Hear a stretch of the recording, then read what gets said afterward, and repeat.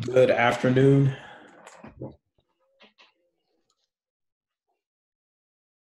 Can you all hear me?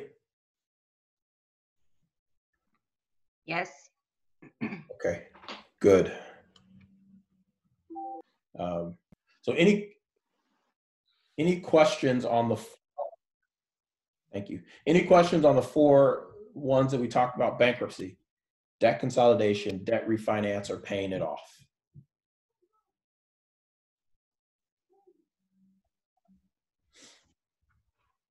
I think that's a no.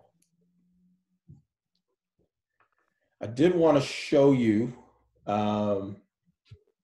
if you choose to pay it off, you know, the question becomes, well, how do we do that, right? And there is a method called the debt snowball. By raising your hand on the, you can use the reactions. If you touch on your screen, there should be a reaction, and you can raise your hand to answer this. But how many of you have heard of the debt snowball feature of payment method? Any hands raised?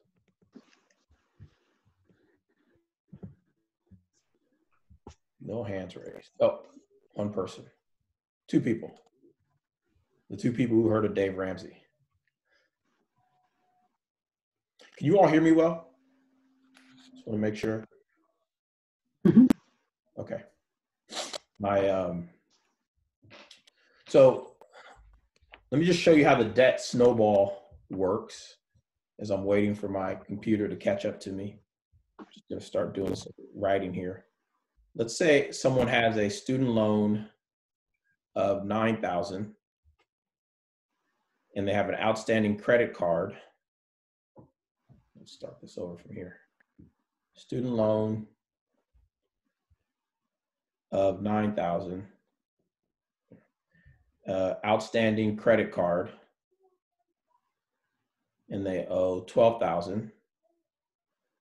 And then they have a car loan. Sounds like a typical American. A car loan, and they owe $2,000. Share my iPad screen with you all. I think you all can see that. Let's say that the interest rate on the student loan is 3%. The interest rate on the credit card is 16%. And the interest rate on the car loan is 7%. Now, each one of these loans are going to have a minimum balance due every month, right? You always have to pay a minimum balance. Let's say the minimum balance of the student loan is $180 and $200 for credit card and $350 for the car loan. Now, which ones do you think, you can type it in the chat, which do you think that a person should start paying off first? Just type your responses in the chat. Student loan, the credit card, or the car loan? Credit card. Credit card, car loan. Oh, they're coming hot and heavy. Student loan, credit card, student loan, credit card, car, credit card, credit card. So, see, I'm seeing car loan, seeing credit card, one student, a couple students, mostly credit card. So those of you thinking about paying off the credit card loan, that's what they call the avalanche approach, right? Where you take the largest balance, or the balance that has the highest, not the largest balance, take the balance that has the highest interest rate, and you want to go attack that first, right? And pay that off, because that's the one where you're paying the most interest on. The debt snowball works differently, okay? So when you take the debt snowball approach, what you're looking to do is pay off the one that has the smallest balance first. Okay? Meaning that when I use the debt snowball, I want to pay this one off first, and then I want to pay this one off, and then I pay this one off. Here's the advantage to doing that. It's about building momentum, building confidence. And when I was in college, and I was probably a junior when I applied to my first scholarship. Now, when I was coming out of high school, I applied to 5 or 6 scholarships because, you know, they say hundreds of thousands of dollars go unused. So I applied to all these scholarships and I got 0, none, right? So obviously I was discouraged, disappointed. And so I said, forget it, I'm not going to apply for scholarships. But when I was moving into my junior year, I applied for a scholarship and I won the scholarship.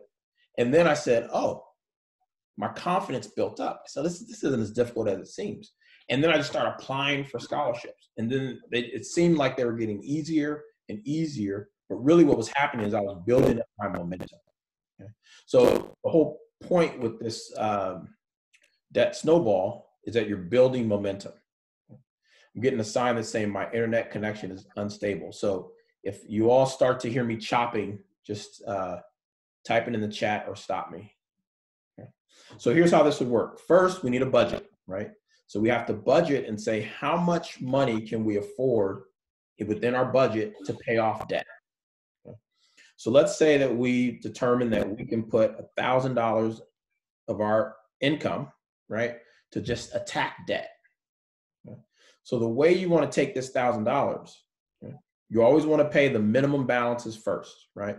So that means we would pay on our student loan, we'd pay $180, right? Because we don't want to get behind in anything. So we pay $180 on our student loan. On the credit card, we'd pay the minimum balance of $200.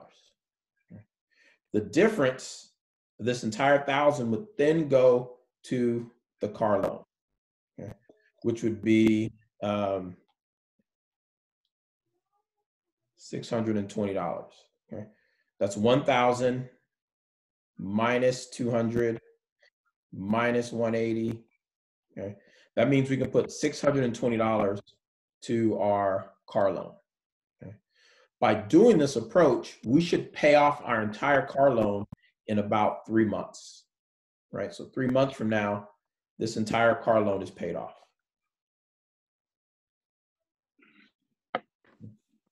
Now, here's how the snowball works, right? We're still operating under the same budget, which says we have $1,000 that we can put toward debt.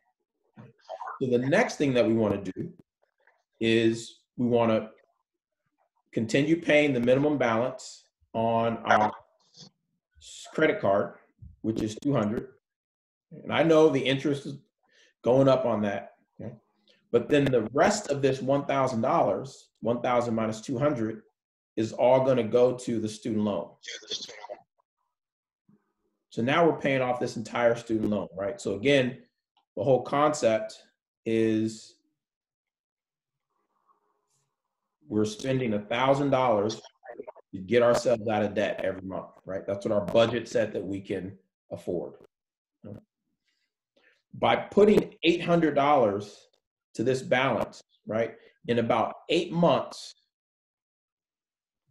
we'll have this entire balance paid off.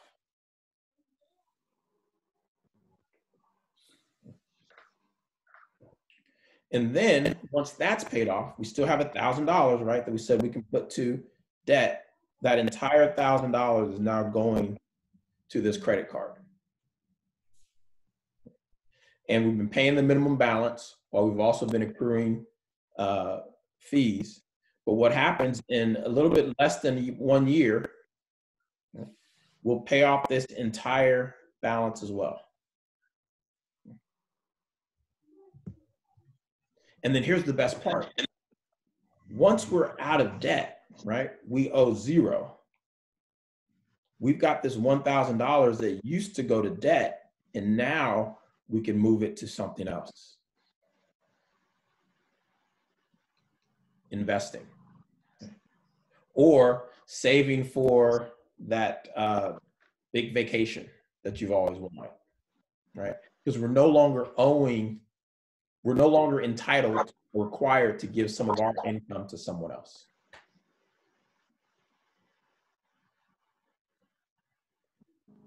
That was a lot of numbers, so I'm going to pause and let you all ask me questions.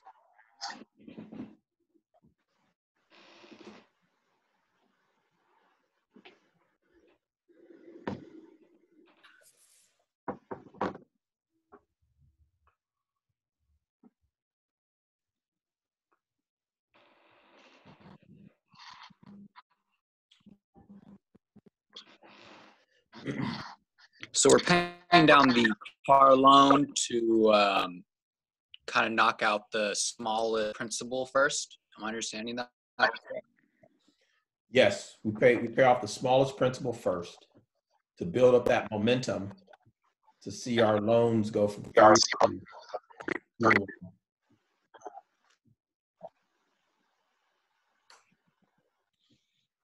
Okay.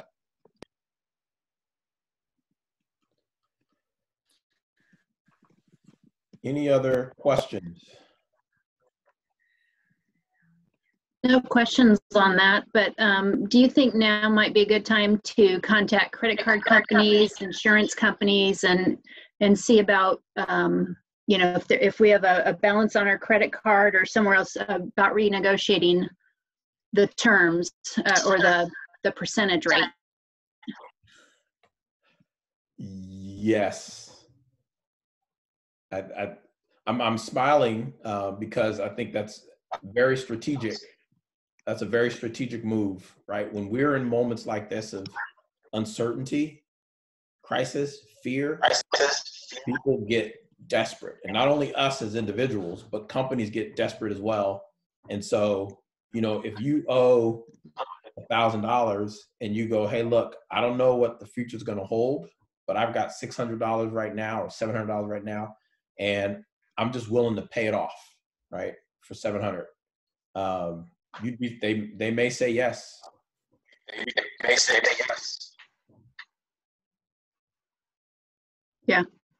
I know some car insurance companies are going to start issuing refunds just because, or partial refunds just because less people on the road, less people driving right now. So it may not be a bad time. The one thing that Dave Ramsey recommends is just making sure that if you do make a deal with somebody about reducing balance due or something like that and paying it off, just getting it in writing so that they don't come back later on and say that that additional amount was considered bad debt or something. Yeah. The other thing to be mindful of is when you get a debt, it's called debt forgiveness. And so if they say, fine, give us $700 and we'll forget, you know, we'll use that to pay off your $1,000 debt. That difference, that $300, is going to be reported as income to you. And so you're going to have to pay taxes on the $300. Now, assuming you're in a, let's say you're in a 10% effective tax bracket, right? That means you're paying an additional $30. So you paid $730 to pay off $1,000. That's still a good deal.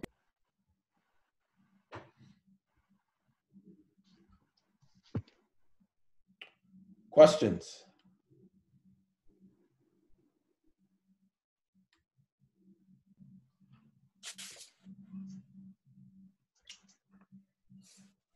All right, so now, if you don't mind, let's switch gears and get into investing. Well, that's what you guys have been waiting on. That's all you guys want to talk about. Investing. I want to talk about it too. So remember, right, this is the it's my millionaire pyramid, right? Before we start investing, we need to make sure we have our debt, and I don't say have your debt paid off, but we need to have our debt under control, right? So that last example I was just doing with $1,000 in your budget going toward paying off debt, if you've got a plan to get out of debt in 2 years using that approach, or 3 years or whatever, then you don't have to take $1,800 and just attack debt, right? You can take $1,000 and attack debt and take $800 and start investing it. So from my perspective, it's about getting your debt under control. So I mean by being able to manage it before you start investing. Before you start managing your debt, getting your debt under control, you want to make sure you have some savings in place, right? And again, we can't overemphasize now the importance of having 3 to 6 months of savings put away, because if you are one of the unfortunate people who have been furloughed or had your hours reduced, or even lost your job or been laid off.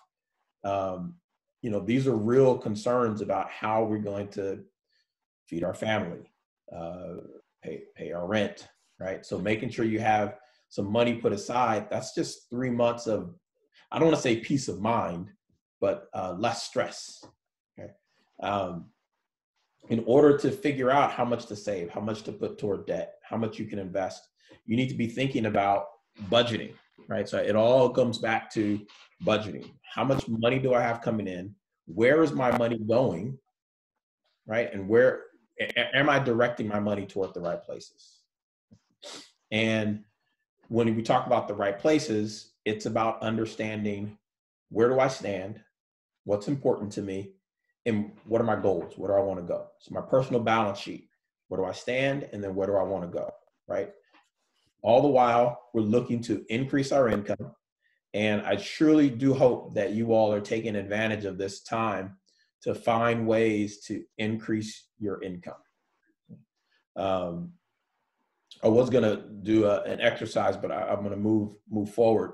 But I'll just share with you, I'm taking this time to be thinking personally, what can I do to increase my income, right? How can I be more efficient in how I interact with my clients? I'm reading more books, right? So that I can become a better instructor and a better all around person, right? So just finding ways that you can increase your income. And part of that is increasing yourself. When you know, the better you become as a person, the more people are willing to pay for your services.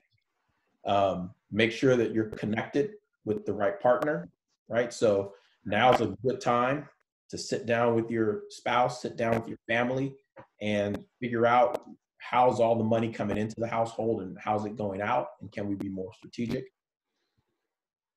And making sure that you continue to give generously, right? So whatever situation or stress that you're dealing with, there is someone out there who's dealing with a situation more stressful than that, right? So we always want to be mindful of how can we continue in our own way to give back. So again, this is the checklist before we start. Oh, any questions on that?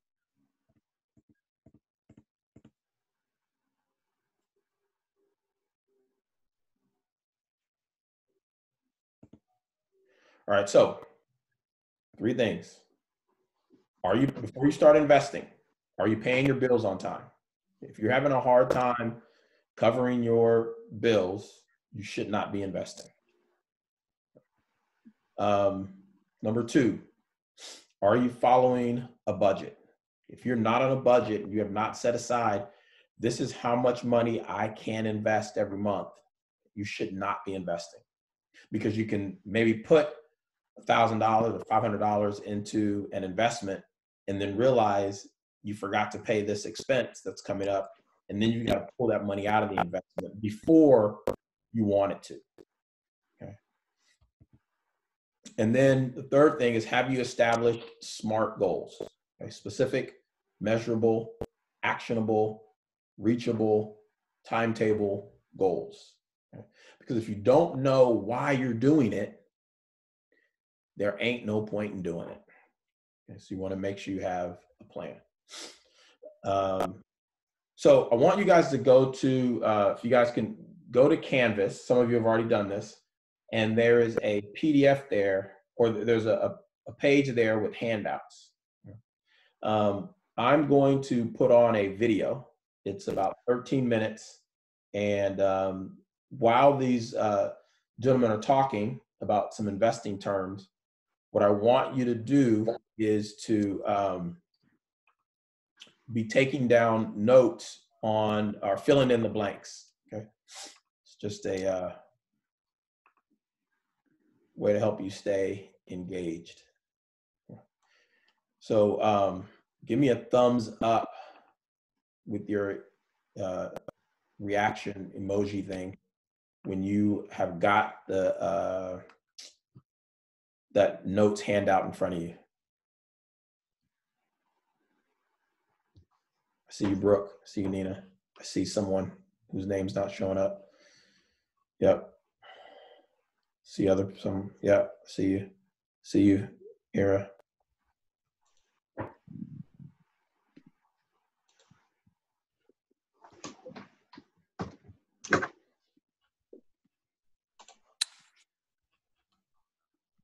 I see someone.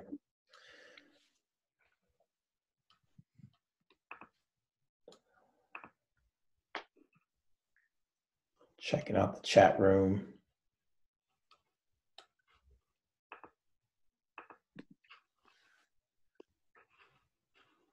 It says thumbs up. Where's the handout? Thumbs up. The handout is on Canvas. And if you go to the homepage, it should be in the first module. I think it's called Online Class Content. All right. Let's watch this video. Like I said, it's about 13 minutes long, but it's really good information. So I love how we have a mix of a certified financial planner. Congratulations, Matt Trogdon, with your CFP. Jason is talking about acting. Okay, it's loading for you all. I can see that, right?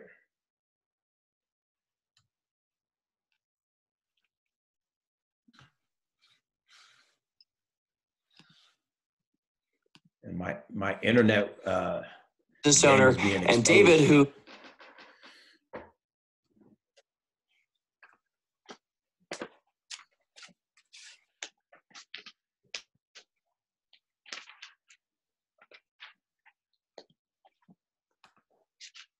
with Jason has taught a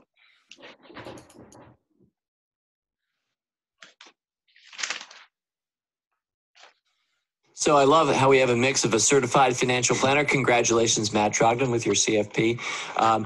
Jason is talking about acting as a business owner, and David, who with Jason has taught a lot of kids, because through Fool School, our Fool School initiative, we've welcomed kids into Fool HQ, and we sometimes go out into the greater Washington, D.C. area, if invited, and teach kids. So you guys have a lot of experience talking to other people. I want you each to think briefly about a single term that you would want to make sure somebody knows what that word is, what it means, before they get started investing. I'll go with equities. That's a term you hear thrown out a lot. Equity or equities. That's really just a fancy, or I might even say snobby way to say stocks. It's the same thing. Those terms are interchangeable. So, you know, it can be a fancy term that's thrown out there in the media, but when you hear equities, that's the same thing as a stock. And I know for you and me, David, both of us love stocks. We're not the only ones at the table, but a little later, you're going to specifically be thinking about people who want to get started investing with a stock, and you're going to present a little bit more on that, because you guys all know that there are multiple ways to get started investing, what you're investing in. And I think, Matt, you'll be speaking to funds a little bit later, and Jason, you'll be speaking to getting kids going. So yes, appreciate that. Coming from a fellow stock guy to another stock guy, you've just given one of the key terms that confuses people and makes a lot of people feel like they don't understand enough to really know what they're doing. But equities it's pretty easy to look up in the dictionary, and we might even use it sometimes in this podcast, but it's synonymous with stocks. Yeah, just good to know. It's a simple term, but you've got to start with the basics. I think I'll just jump in there and say returns. It's probably pretty easy to think that you're just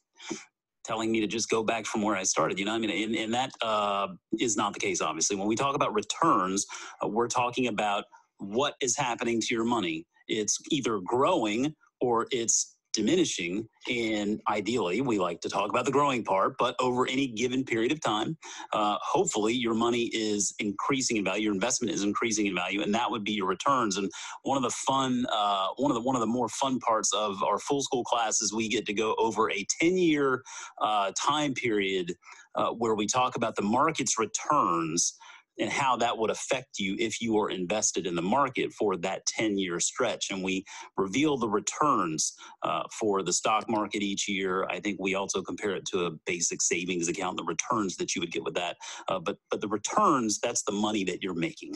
Yes, and Jason, rule of thumb here, what is typically the stat that we quote as an annual return for the stock market measured over long periods of time? I think we typically we quote anywhere between 6, 7, and 8%. I mean, I've heard all three, and so let's just go with 7. Let's cut it down the middle. All right, and I've often said 10, Yeah. But that's not factoring in things like inflation. So if you take out 2% inflation, money, since it tends to get printed more and more over time, tends to be devalued when we print a lot of it. And so that's what creates inflation. And so if you're looking at historic returns for the market of 8, 9, or 10%, but you deduct 2% every year for that, the real return is somewhere closer to that 6 or 7. And all right, good. Matt, what term comes to mind for you? I'm going to go with time horizon. And it's such an important term, I think, for investors. So much is dependent on what you consider your time horizon to be. So going back to our example of someone at the ripe young age of 36, he or she would be investing in theory with a time horizon of maybe 30 years or more. Let's hope 50 or more. Yeah. Matt, I mean, well, you look really fit to me. Thanks, David. Yeah, I mean, I got you pegged for probably 60 or more if you like. Yeah, you got to keep eating the vegetables. But Did we just double your time horizon in less than 30 seconds? Yeah, that's imagine profound. that. Well done. Imagine that. But if you're thinking about investing over a 30 or 50-year time horizon, then you should be making different decisions than if you're just investing over a 3 to 5 year time horizon. As we all know, the stock market can be extremely volatile over a 1 year period or even a 3 or 5 year period. But historically, the trend is pretty steady in the upwards to the right direction if you look over 10, 20, 30 year periods. So just thinking about what your time horizon is before you start investing, I think will help you make decisions down the road. And I think something else to add to that is that the longer your holding period or the longer your time horizon, the greater the odds that you will make money over the long term. Because looking at the data of the S&P 500 going back to 1871, there's actually never been any 20-year stretch where if you bought and held S&P 500 for 20 years where you would actually lose money. You would gain money over every 20-year period. Going back to 1871, if you had bought the S&P 500, that goes through World War I, the Great Depression, World War II, the Great Recession. So lengthening that window where you can buy and hold stocks really dramatically increases your odds of coming out ahead as an investor. And maybe I'll make that my term, the S&P 500. A lot of people who regularly listen to this podcast know that as the Standard & Poor's 500, but I'm sure we had some new listeners this week. And so I want to make sure that you know that the S&P 500 is 500 of the largest companies in America. And it's chosen by Standard & Poor's, which is a longtime publishing company that kind of got its brand on this group of stocks, the S&P 500. So it's companies like Apple and Home Depot and a lot of the companies you'd expect to be there.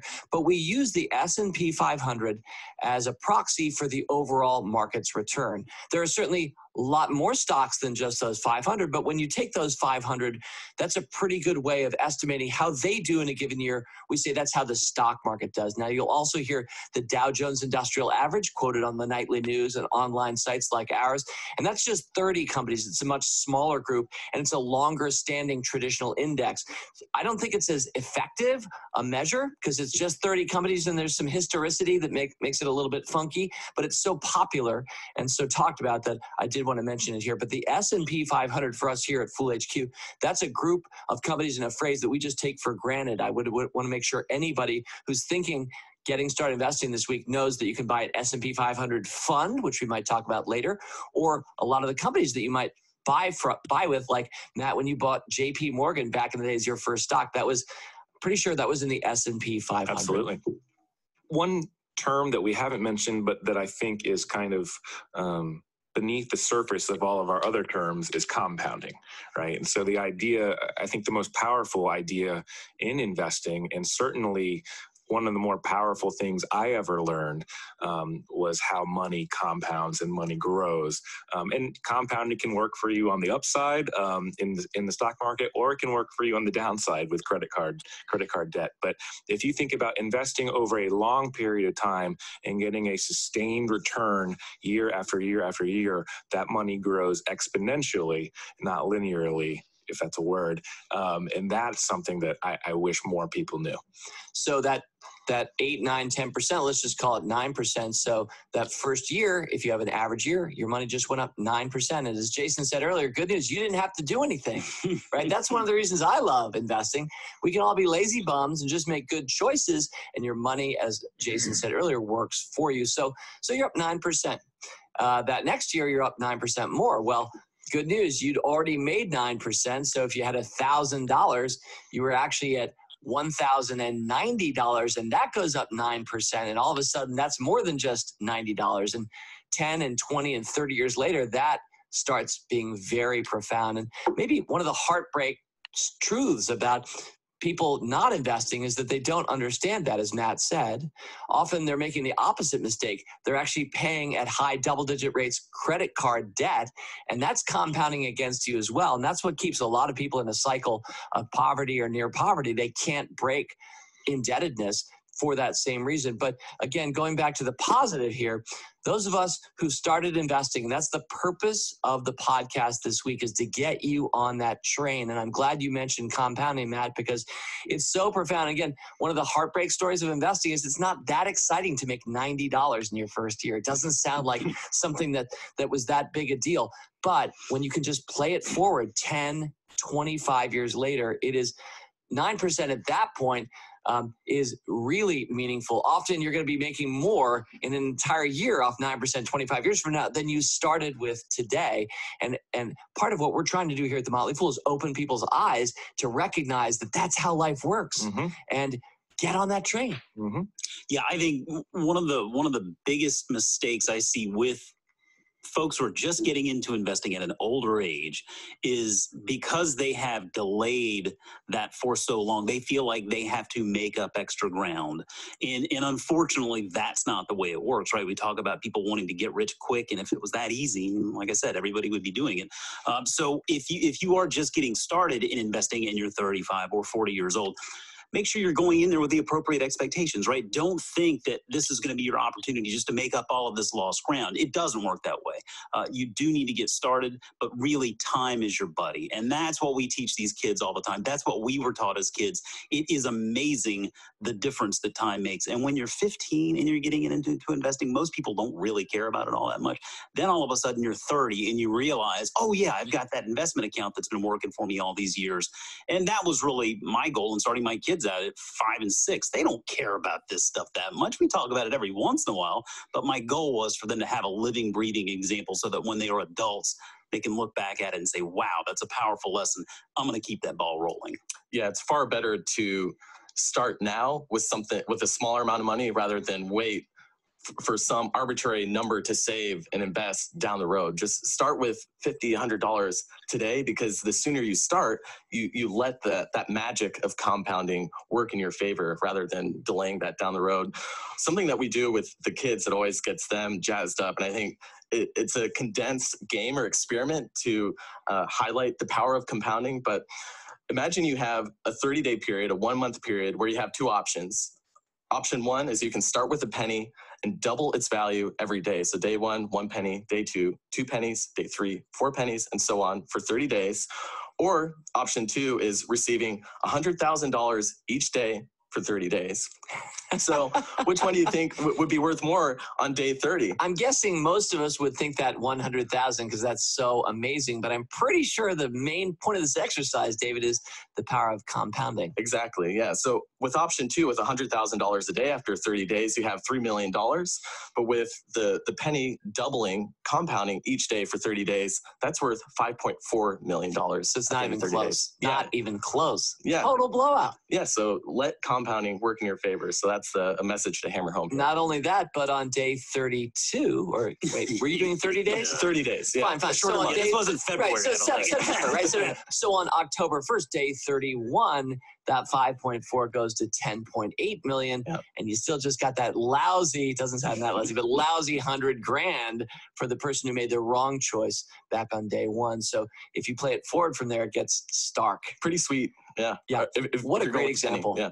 Well, I think if you to make it a little bit darker, how many 55-year-olds do we know that say, oh, I want to retire in 7 years, or I want to retire in 10 years, but I don't think I'm going to be able to? I wish I had another 10 years to save. Now, if someone had been able to start saving at 25 instead of 35 or 35 instead of 45, well, there's your 10 years right there. So it's a lot easier to do those 10 years on the front end if you have the money and are able to do it than have to wait to do those 10 years on the back end and potentially have to work longer.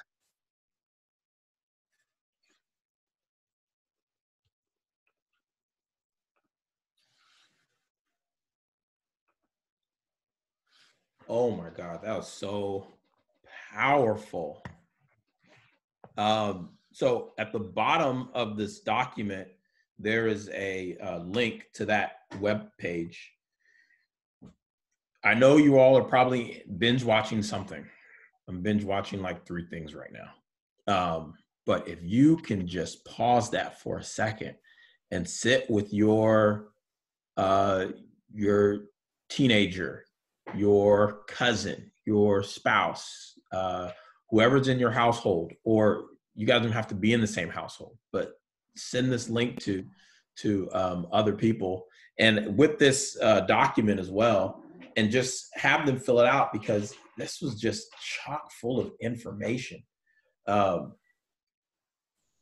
my reaction. What are your reactions, thoughts, comments?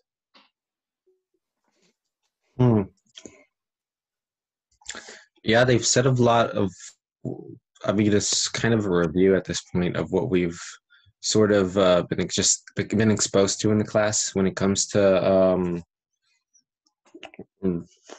investments. I think so.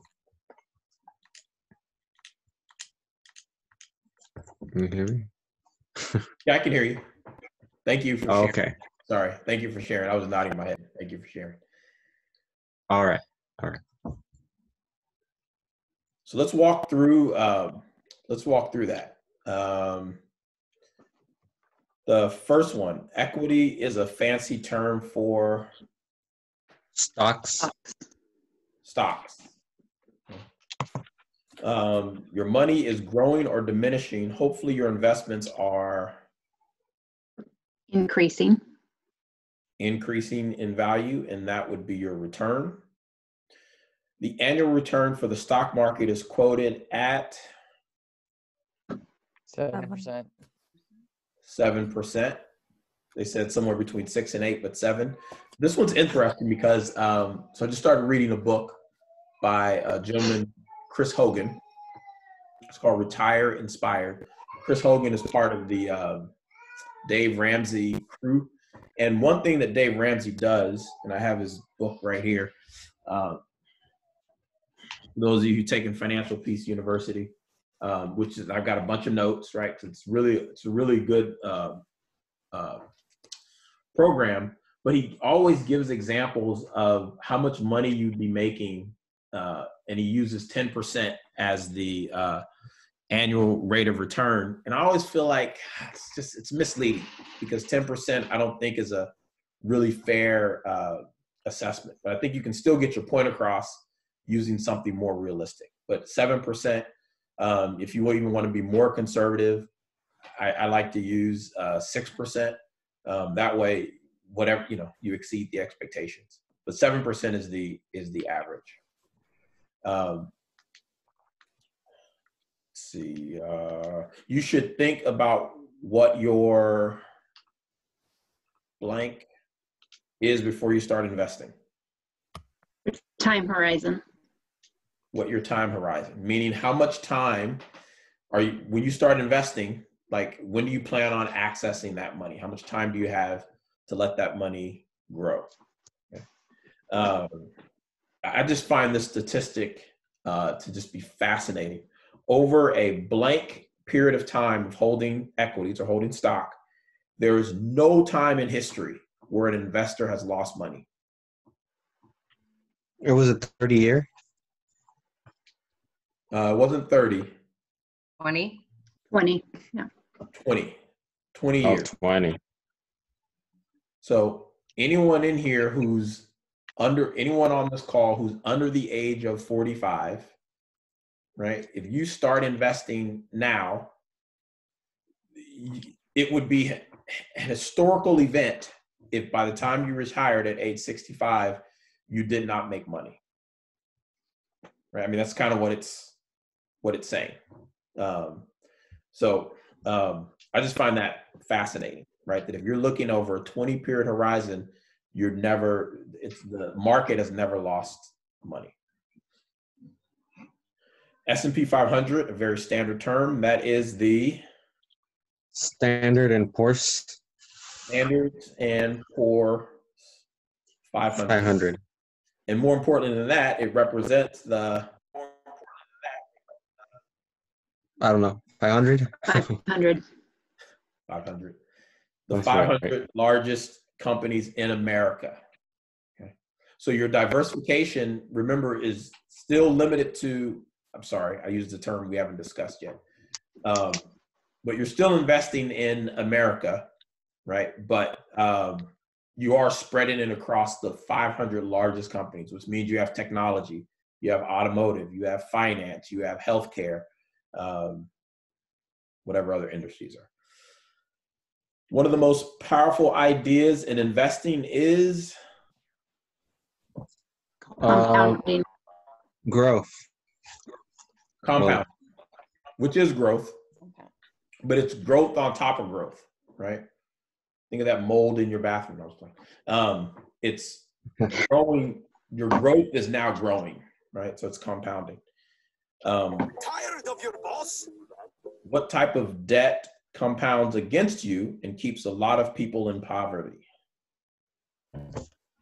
Credit cards. Credit card debt compounds against you. So compounding can be a good thing. It can be a bad thing. One of the biggest mistakes in investing at an older age, and they didn't define what older age means, I don't know what they mean by that, is expecting to make extra ground. Make up extra ground. Right? So, and how I interpret that is, at that point, people are making more riskier investments because they want to see that 10 to 12% growth because they don't have enough time. And then you're taking on a bigger risk when you do that. Because time is your Buddy. Time's your buddy. Not right now.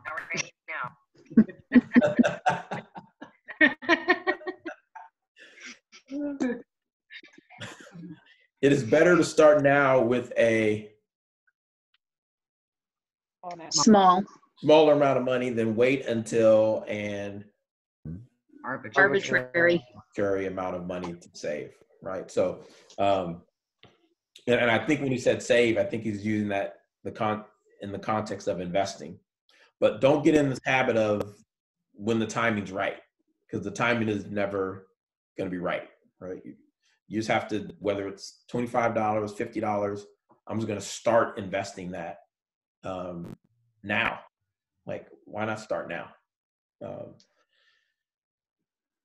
Compounding a penny a day. So this is, someone pointed this out in the chat room, but if you compound a penny a day for 30 days, that results in how much? 5.4 million. 5.4 million versus receiving $100,000 a day for 30 days results in 3 million. 3 million. Now, again, this is another I've heard this used, this example used a lot. It is misleading because there is no investment where you can double your money every day for the next 30 days, right? If there was, I wouldn't give you a penny. I'd give you $100,000, right? It just doesn't work that way. But it's still a fascinating tool or example to talk about compounding. And the last one, it is a lot easier to do the 10 years on the front end than wait and do the 10 years on the back end. Wonderful. All right, let's see. Did anybody miss anything? Did you have any questions? I missed one here. Where was it though?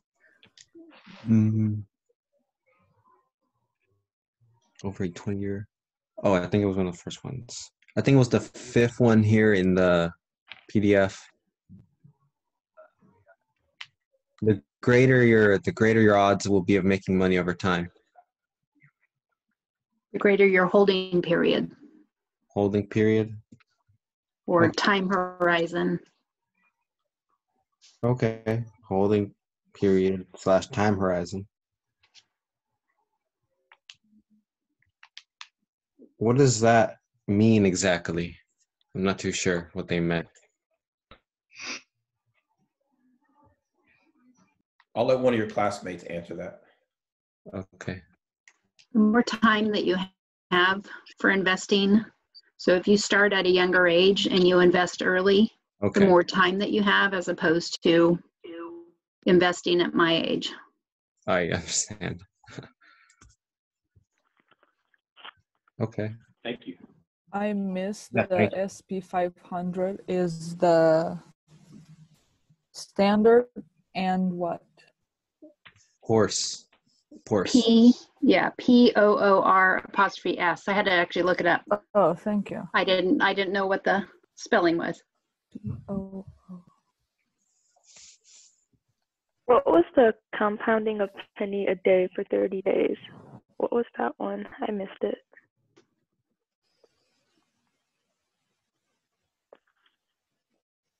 $5.4 million.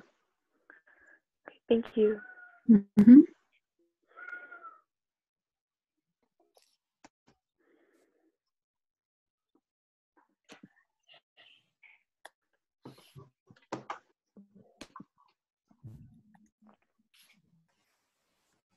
I love just listening to you all helping each other. Are there other questions?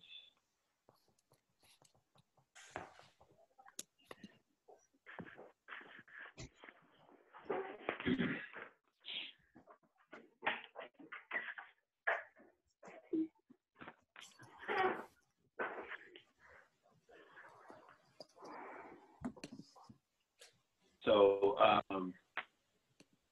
4 other terms that I want you to be familiar with.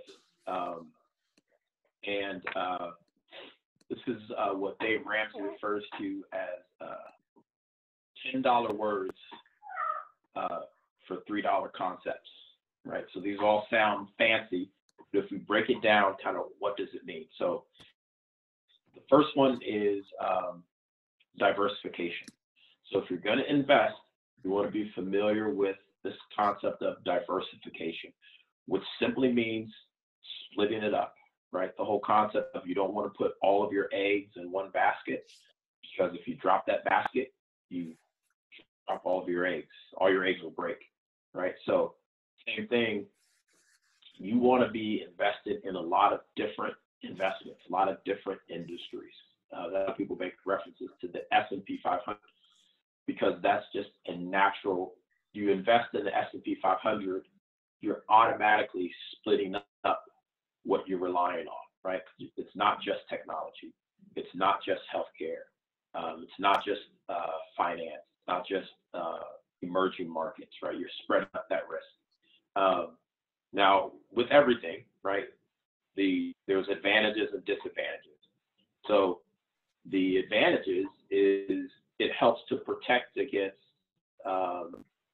market volatility. In other words, the swings in the market, like we've seen these past couple of weeks, up 5%, down 8%, right? You're limiting that by having a more broader investment strategy. The disadvantage is that it limits your ability to make money in the short term, right? Because even Google may have a great day, but if Google had a great day and Bank of America had a bad day, you're taking some Bank of America losses along with your Google gains. So your risk, your overall gain isn't as high. It might even be depending on who, where Bank of America's losses were more than yours, than Google's gains.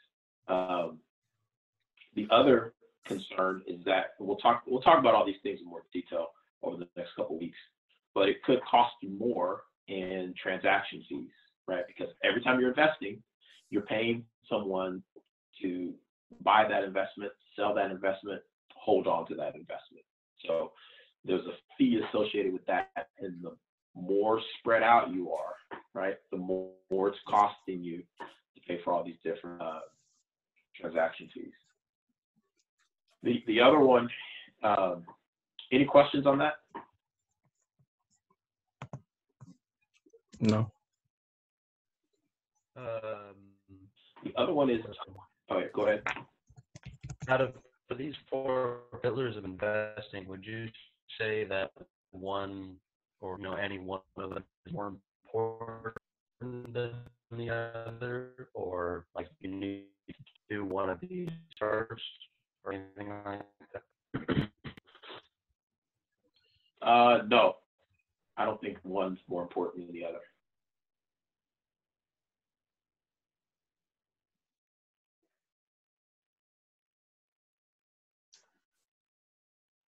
So the risk return ratio, we all know what this is, right? We're just using a fancy term to describe it.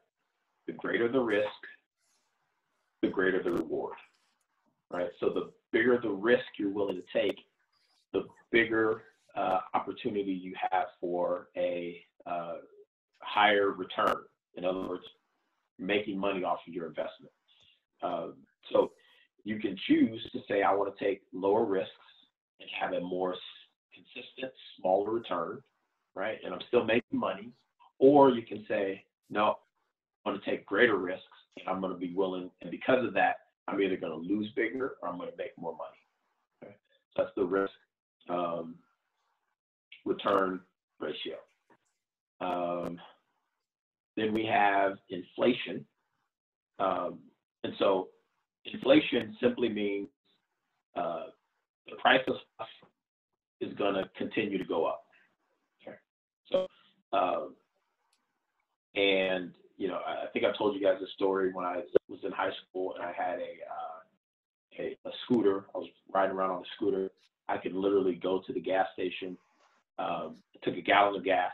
I can give the cashier $1, and they would give me back some change because gas was like less than $1 if you went to the right, less than $1 a gallon if you went to the right station. So, but now you can't find that. It's not because gas has gotten better or anything. It's just the price of things have gone up, right? Same thing with the house. It costs more to buy a house in 2020 than it did to buy that house in 1990. Just it's part of inflation. I think the other thing to point out is that our salaries have also increased. The starting salary of, say, an accountant in 1990 is a lot less than what the starting salary is of an accountant in 2020, right? So that's inflation. This is important in this concept of investing because you have to make sure that whatever you're investing in, right, going to the risk return, that you're making at least enough money to cover inflation, right? If you take your money and just put it under a mattress somewhere for 15 years or put it in a coffee can and bury it in your backyard, you're actually going to be losing money because when you take that money out 10 years from now, it's going to be worth less. You can buy less stuff with that money.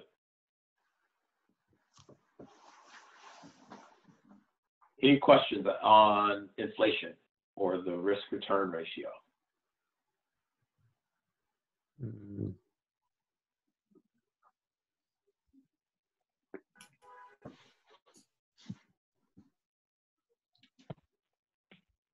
So the fourth one is liquidity, which basically means how quickly can that asset or that investment be sold, bought or sold in the market without affecting its price.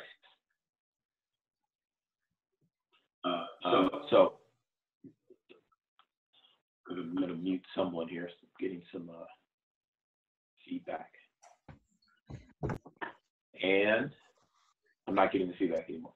So the more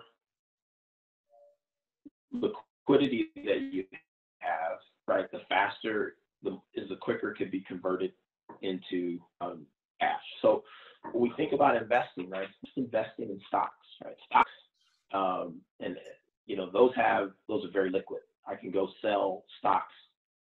Can I sell it today? No, market's closed. I can set it up to sell it tomorrow, have the money in my hand in a matter of by the end of the week, right? Whereas you can also invest in real estate. You can invest in artwork. You can invest in Star Wars collectibles. Right? So these are all different things you can invest in, but the ability for me to go sell life-size Boba Fett, I'm not going to have that money picked at the price I want by the end of the week, right? It's going to take some time to find a buyer who's willing to purchase that at price I think is a fair price.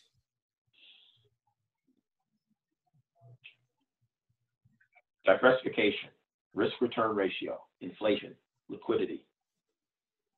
Questions?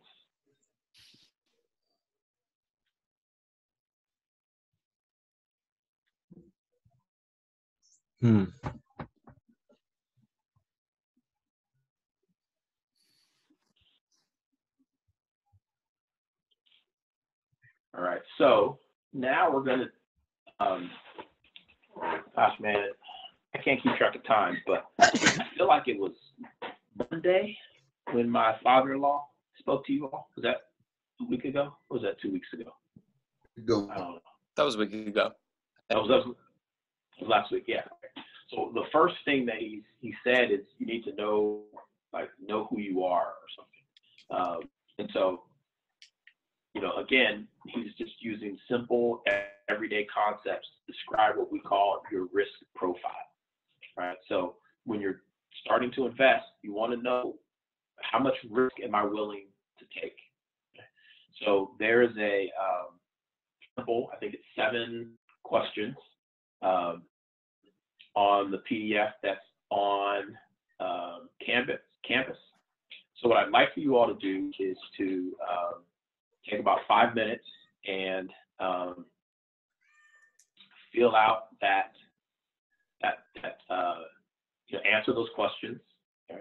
I just did mine by hand. You can see, you probably can't. It's 1, 2, 3, 4, 5, 6, 7, and I was just writing it down that way. You don't have to necessarily write it on there. And then that's going to give you a gauge or guide of what type of investor you are. So why don't you guys take 5 minutes, and what I'm going to do is pull up a poll everywhere screen so that we can start typing in what type of investor you are.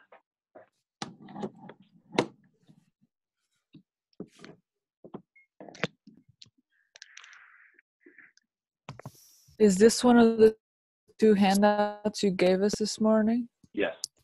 Okay.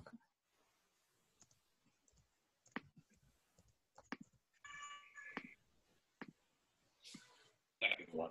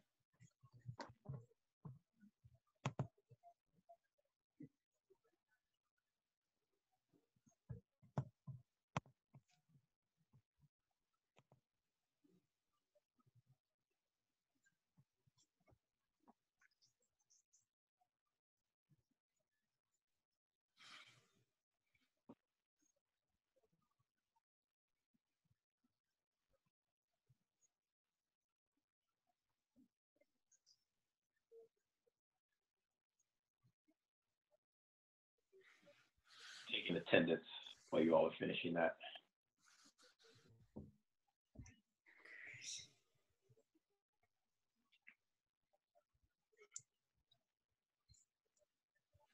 A poll just appeared. Is that all we have to do?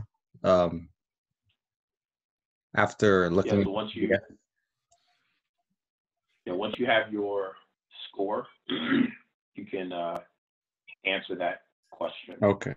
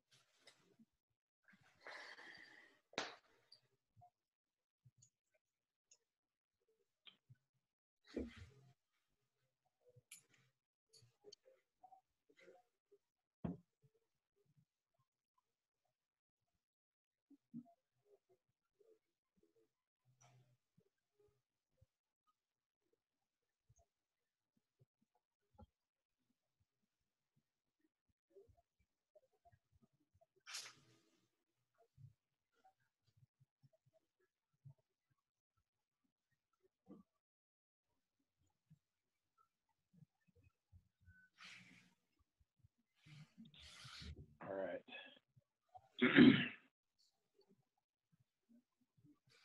And 18 of 24 of you have voted. So the other 6, if you haven't voted yet, or if you haven't finished it,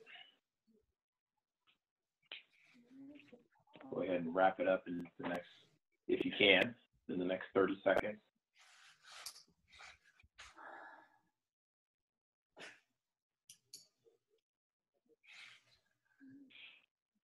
For those of you, did anyone find this to be a surprise with the results? Well, not me.